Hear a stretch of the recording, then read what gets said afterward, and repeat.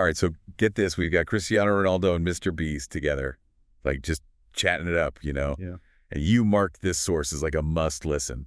So we just had to like dig into this whole conversation between arguably the biggest name in football and like the king of YouTube challenges. Yeah. So like what stood out to you from their conversation?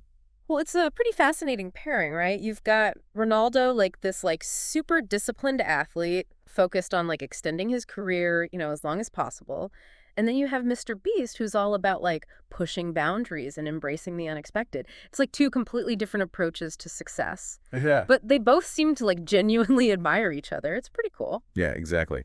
And you highlighted Ronaldo's comment about wanting to play until he's 90, which Yeah. it sounds crazy. Yeah. But like knowing his dedication, you almost wouldn't put it past him. I know, right? What do you think this says about his mindset compared to other athletes who retire in their 30s or 40s?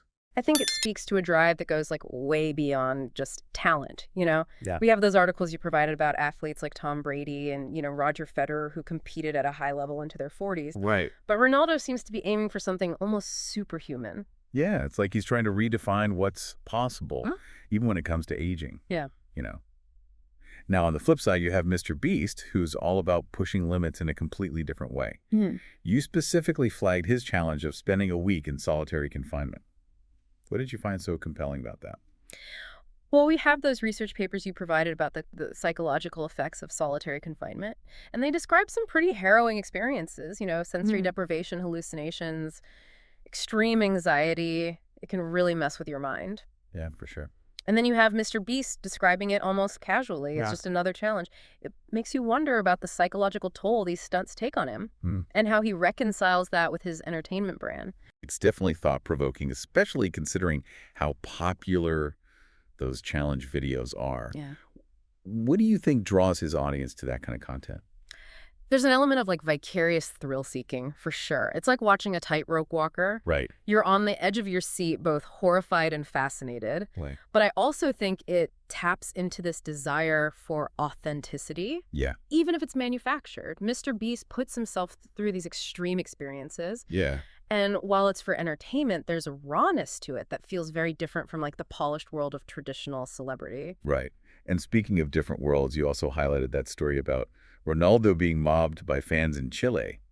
That must have been wild to hear him describe. It's certainly a different level of fan enthusiasm than what Mr. Beast encounters in the U.S. It really highlights the cultural significance of football, especially in South America. It's not just a sport, it's a source of national pride, a shared passion that transcends generations. So when you have a figure like Ronaldo, who's almost like a demigod in that world, the reaction is bound to be intense. It's almost like Beatlemania. Wow. But with more chanting and jerseys. Yeah, definitely not your average meet and greet. But even though they come from such different spheres of influence, I was struck by how open Ronaldo was to learning from Mr. Beast, especially about YouTube. You flagged that part where he was taking notes on thumbnails. It shows a really savvy understanding of the evolving media landscape. Even someone as globally recognized as Ronaldo recognizes the power of YouTube and the need to adapt his approach for that platform. He's not just a football legend, he's a brand. And he's willing to learn from someone like Mr. Beast, who's a master of that particular domain. That's like he's saying, hey, even though I'm at the top of my game, I'm still a student. Totally. And speaking of learning, that exchange about Ronaldo flying commercial was hilarious. I can only imagine the chaos if he actually tried to board a regular flight. Right. Mr. Beast even joked about paying to see that spectacle unfold. Oh my gosh. It's a funny thought experiment, but it also highlights the trade-offs that come with global stardom, Right. Simple things that most of us take for granted become logistical nightmares when you're recognized everywhere you go. It's almost like a different reality. And despite that, he seems to handle it with grace and humor. He even invited Mr. Beast to a game in Saudi Arabia, which shows a willingness to bridge those worlds and engage with someone who represents a completely different kind of success. That invitation was brilliant. It has the potential to expose both of their audiences to something new and exciting, creating this cultural exchange that could be mutually beneficial. It also speaks to the growing popularity of football in the Middle East and the efforts to attract international attention to their leagues. Okay, let's unpack this Ronaldo water brand for a second. Yeah. You noted this as something particularly insightful. What stood out to you?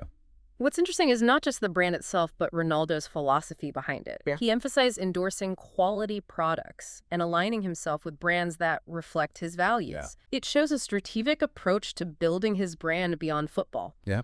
And it taps into this growing trend of athletes becoming savvy business people. They're not just relying on endorsements anymore, they're creating their own empires. He's not just selling water, he's selling a lifestyle. And that ties back into this idea of building a loyal audience that extends beyond just fans of the sport. Before we jump into the next set of highlights, I wanted to remind our listeners that if they're enjoying this deep dive, be sure to subscribe to our channel for more fascinating conversations. We release new episodes every week, exploring a wide range of topics. And for those who want to go even deeper and support our work, consider joining us on Patreon. You'll find the link in the description. Your support helps us keep bringing you these in-depth analyses and thought-provoking conversations. And don't forget to leave us a comment and let us know what you think of this episode. We love hearing your thoughts and feedback. Now back to Ronaldo and Mr. Beast. You also flagged their discussion about family and how their perspectives differ. What did you find insightful about that part of the conversation? It was a fascinating glimpse into how their personal lives intersect with their public personas. Ronaldo talked about the challenges of raising kids in the spotlight and the importance of instilling values of hard work and humility. And Mr. Beast, who's much younger, seemed to be grappling with the idea of balancing his demanding career with starting a family. It was a humanizing moment that showed these larger-than-life figures navigating relatable family dynamics. And it highlights how their different stages of life influence their priorities and perspectives. Ronaldo's focused on legacy and passing on his values to the next generation, while Mr. Beast is still in the thick of building his empire and figuring out how family fits into that picture. It's a reminder that even though they've achieved extraordinary success, they're still human beings with families, personal challenges, and evolving priorities. And those human elements add a layer of complexity to their conversation that makes it even more engaging. Absolutely. Yeah. It makes you realize that there's always more to the story than what meets the eye, even when it comes to global icons like Ronaldo and Mr. Beast. But we're just scratching the surface here. There's a lot more to unpack in their conversation, so stay tuned for part 2 of this deep dive, where we'll delve into their thoughts on social media, online fame, and the future of entertainment. You know, it's interesting how both Ronaldo and Mr. Beast talked about, the importance of hard work and dedication, even though their paths to success are so different. Oh, yeah, totally. You've got Ronaldo, who's been training relentlessly since he was a kid Right. to reach the pinnacle of professional football. And then you have Mr. Beast, Yeah. who's built this massive YouTube empire Right. by constantly pushing creative boundaries and grinding it out in the studio. It's a good reminder that success, no matter how glamorous it might seem, is often built on a foundation of sheer effort and persistence. Totally. You highlighted Mr. Beast's comment about how his viewers enjoy watching him suffer, which is a strange concept, but it clearly resonates with his audience. Yeah. What do you think it is about those challenge videos that create such a strong connection with his fans? I think it taps into a few things. There's the element of vicarious thrill-seeking, of course. Yeah. People get a kick out of watching someone push themselves to the limit, especially when it involves crazy stunts and uncomfortable situations. Right. It's like they're experiencing the adrenaline rush without actually having to jump out of a plane or get buried alive. Exactly. Yeah. But I also think there's an underlying sense of relatability, Oh. even in the absurdity of the challenges. Yeah. Mr. Beast is open about the struggles, the pain, the moments of doubt. Right. And that vulnerability makes him seem more human, more accessible than the typical celebrity who always presents a perfectly polished image. It's like he's saying, hey, I'm just a regular guy who happens to do some crazy stuff for a living. Yeah. And that authenticity seems to resonate with his audience, especially younger viewers who are bombarded with unrealistic portrayals of perfection on social media. Absolutely. And it ties back to this idea of pushing boundaries. Yeah. Mr. Beast isn't just creating content, he's challenging norms and pushing the limits of what's considered entertainment. And in a world where everything feels increasingly predictable and safe, that kind of audacity can be incredibly appealing. Speaking of pushing boundaries, you also noted that moment where Ronaldo talked about his initial skepticism towards social media. Oh, yeah. He said something like, I thought it was stupid. I know. It's funny to think about that now, considering how effectively he uses social media to connect with his fans and build his brand. It shows how quickly things have changed in the digital landscape. Even someone like Ronaldo, who was already a global superstar before social media really took off, had to adapt and embrace these new platforms to stay relevant. Totally. It's like he had to learn a whole new game, and he did it masterfully. He's got over 600 million followers on Instagram alone. It's insane. That's more than the population of most countries. It's a testament to his ability to evolve and stay ahead of the curve. He understood that social media wasn't just a fad. It was a powerful tool for connecting with fans on a personal level and controlling his own For narrative. sure. And it's not just about posting selfies and promoting his brand. He uses social media to share glimpses into his training regimen, his family life, his philanthropic work. It gives fans a more well-rounded view of who he is beyond the football field. And that authenticity is key. In a world saturated with influencers and perfectly curated content, people crave genuine connection. And Ronaldo seems to have found a way to strike that balance between maintaining his superstar image and letting fans see his human side.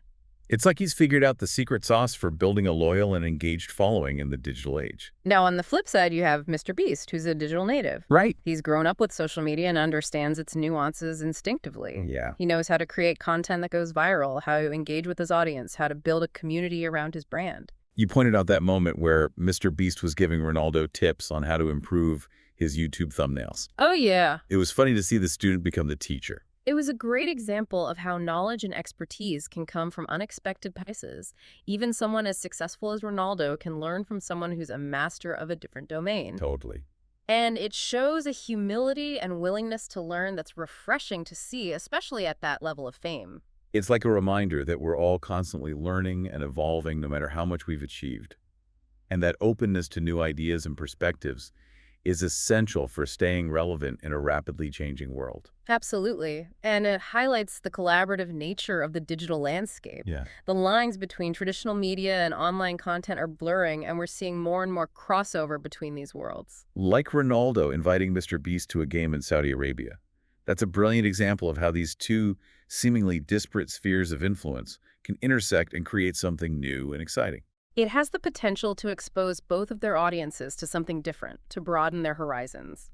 And it speaks to this idea of breaking down barriers and building bridges between different cultures and communities. Okay, before we wrap up this part of the deep dives, I wanted to remind our listeners that if they're enjoying this conversation, be sure to subscribe to our channel and leave a comment. We love hearing your thoughts and feedback. And if you're really enjoying the show and want to support our work, consider joining us on Patreon. You'll find the link in the description. Your support helps us keep bringing you these in-depth analyses and thought-provoking conversations. Now let's get back to Ronaldo and Mr. Beast.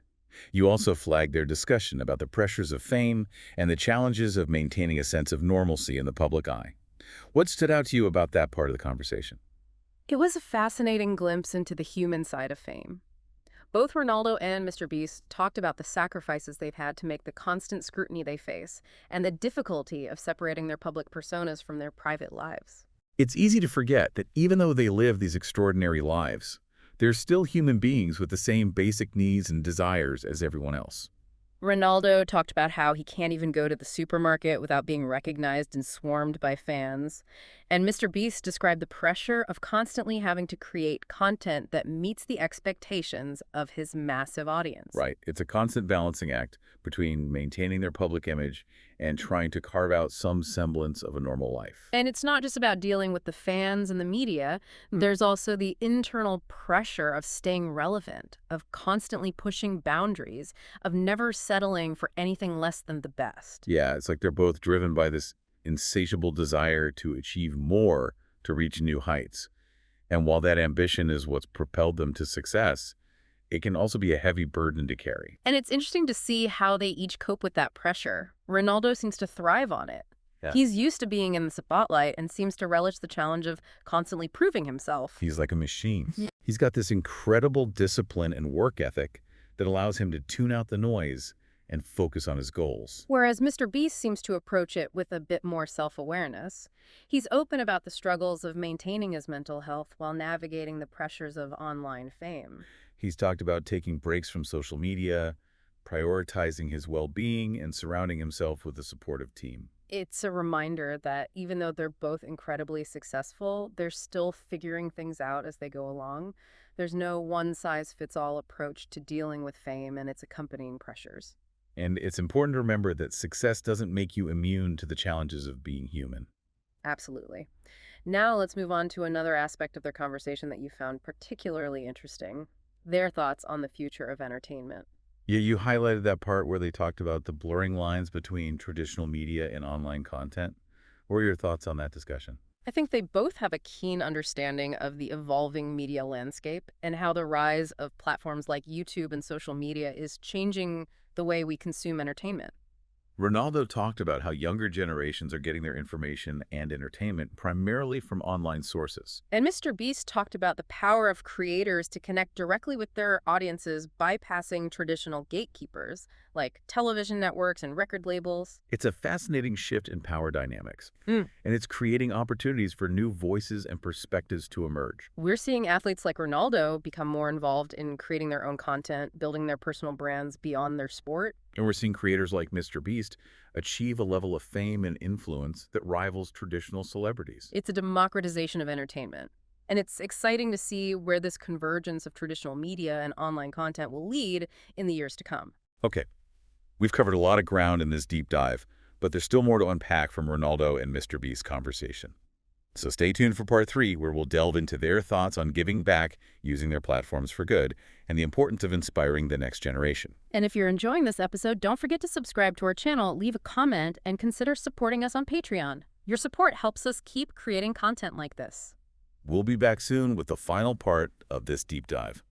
Until then, keep exploring, keep questioning, and keep that curiosity burning bright. It's kind of crazy, right? Like how both Ronaldo and Mr. Beast, like from totally different worlds, have these massive followings. They've tapped into something universal, you know? Like it resonates with people across cultures and generations. Totally, yeah. It's like they both cracked the code of human connection, like you said, from opposite angles, Mr. Beast, with those challenges and that larger-than-life personality. And Ronaldo with like incredible talent, discipline, focus. It's wild how they both kind of recognize the power of the other's platform, you know? Mm. Like they were learning from each other. Yeah. You specifically flagged their conversation about giving back and using their platforms for good. What was it about that part that stood out to you?